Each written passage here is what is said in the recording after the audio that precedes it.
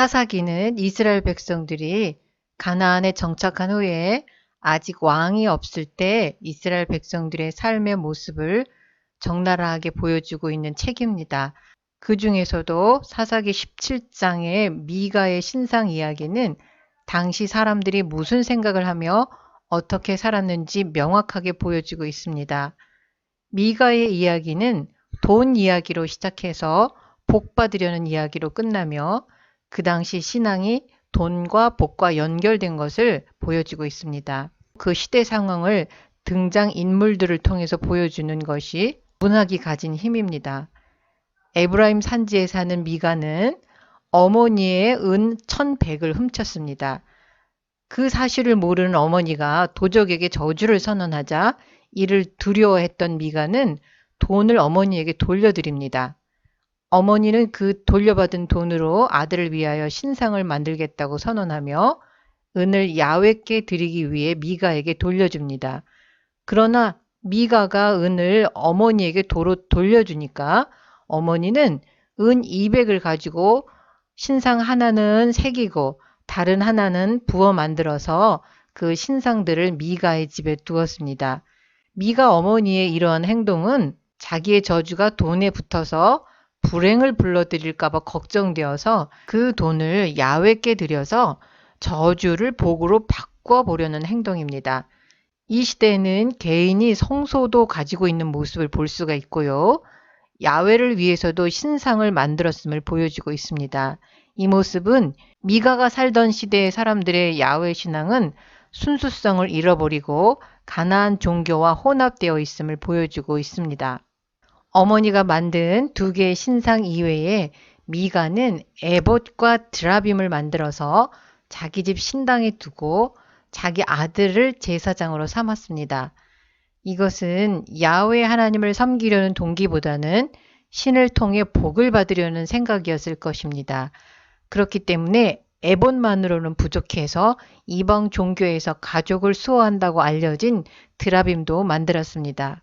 하나님이 금지한 신상을 만들고 자격이 없는 사람을 제사장으로 삼는 미가의 행위는 하나님이 시내산에서 가르쳐 주신 이스라엘의 야훼 예배 방식에서 너무나 멀리 떨어진 것입니다. 하나님을 섬기되 하나님이 원하시는 방식대로 섬기는 것이 더 중요합니다. 이스라엘이 블레셋과의 전쟁에서 고전하자 야훼의 언약궤를 전쟁터로 가지고 갔지만 결과는 이스라엘의 패배였습니다. 그리고 언약궤는 빼앗기고 언약궤와 함께 있던 제사장 홈니와 비느하스는 죽임을 당했습니다. 이들은 하나님을 이용해서 전쟁에 이기려는 목적으로 하나님 임재의 상징인 법궤를 주술적으로 사용한 것입니다.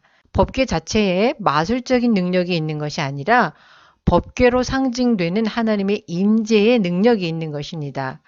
하나님과 동행하는 삶이 없이 제멋대로 살면서 법궤만 있으면 하나님의 능력이 자동적으로 임한다는 생각 자체가 법궤를 하나님의 임재와 분리시키는 주술적 사고방식입니다.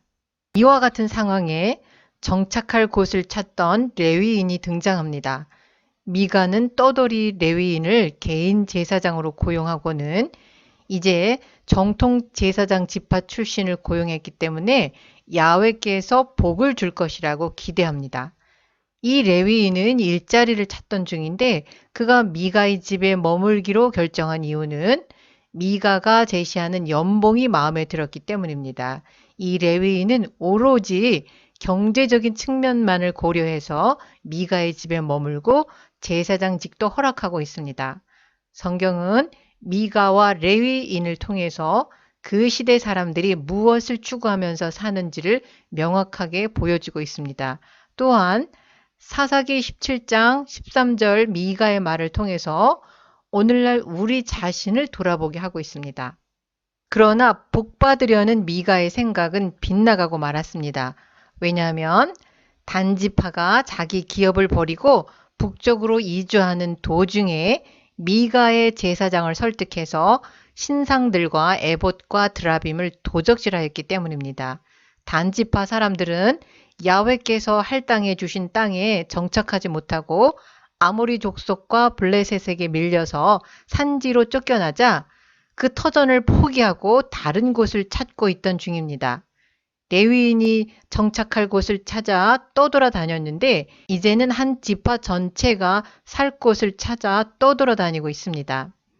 단지파는 정착할 땅을 찾기 위해서 우선 5명의 선발대를 미리 보냅니다. 그들이 찾아간 곳이 에브라임 산지의 미가의 집이었습니다. 그곳에서 레위인을 만난 단지파 선발대는 레위인에게 앞으로의 일이 어떻게 될지를 묻습니다. 야훼가 주신 지역을 제멋대로 떠나려는 지파의 탐사대가 레위인의 성읍을 제멋대로 떠난 레위 제사장에게 손으로 만든 신상을 통해서 신탁을 요청하고 있는 것입니다. 레위 제사장은 기도를 한다거나 아니면 신상들을 통한 신탁도 없이 바로 말합니다. 평안히 가라. 너희의 행하는 길은 여호와 앞에 있느니라. 이렇게 대답을 줍니다.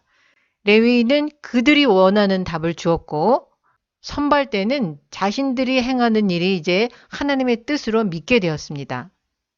레위인이 준 신탁은 단지파 군인들의 라이스 주민 살육을 정당화시키는 근거가 됩니다.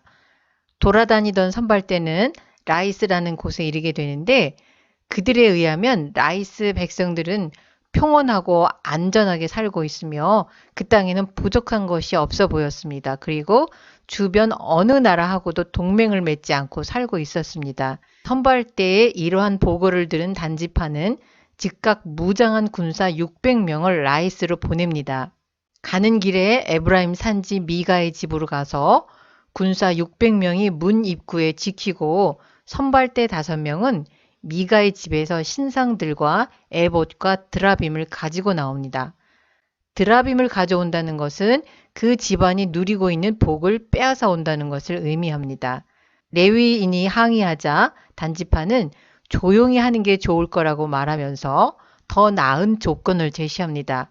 한 사람 집의 제사장이 되는 것과 한 지파의 제사장이 되는 것 중에 어느 것이 더 낫겠느냐? 경제적인 이유에 의해서 움직이는 레위인이 더 좋은 조건을 거절할 리가 없겠지요. 그러한 제안에 레위인은 기뻐하면서 에봇과 드라빔과 만든 신상들을 가지고 그들과 함께 떠나게 됩니다. 미가는 신당을 세우고 제2기물을 만들고 레위인을 고용하여 이제는 복을 받을 것이다 이렇게 기대했는데 자기가 만든 제2기물들 신상들을 빼앗기게 됩니다. 왜냐하면 만들어진 신상은 어디든지 옮겨질 수 있기 때문입니다. 레위인이 미가가 만든 신상들과 함께 단지파를 따라감으로써 개인의 죄가 지파로 확장되고 후에는 북쪽 지역 전체로 확장되게 됩니다. 단지파는 라이스를 점령하고 그곳의 이름을 단으로 바꿉니다. 이들을 따라갔던 레위인은 모세의 손자요 게르솜의 아들인 요나단입니다. 결과적으로 단지파는 이중의 죄를 짓게 됩니다. 자기들에게 주어진 야훼의 기업을 버리고 우상을 세웠기 때문입니다. 이들이 섬기는 종교는 혼합주의적이며 제사장은 사꾼이며 신상을 처음 만든 자는 도적입니다. 혼합 종교는 결국은 돈을 사랑하는 맘모니즘에서 출발하는 것임을 사사기 본문이 증언하고 있습니다. 오늘날은 미가처럼 신상을 만들지는 않지만 돈을 사랑하고 복을 추구하는 맘모니즘이 신앙과 연결되는 것은 똑같습니다. 그런 의미에서 현대의 우상은 맘모니즘이라고 할 수 있습니다. 마태복음 6장 24절에서 예수님은 하나님과 재물을 겸하여 섬기지 못한다고 말씀하셨습니다. 골로새서 3장 5절은 탐심은 우상 숭배라고 하였습니다. 미가의 이야기는 그 시대뿐만 아니라 오늘을 사는 그리스도인들의 모습도 비춰주는 거울이라고 할 수 있습니다. 시청해 주셔서 감사합니다.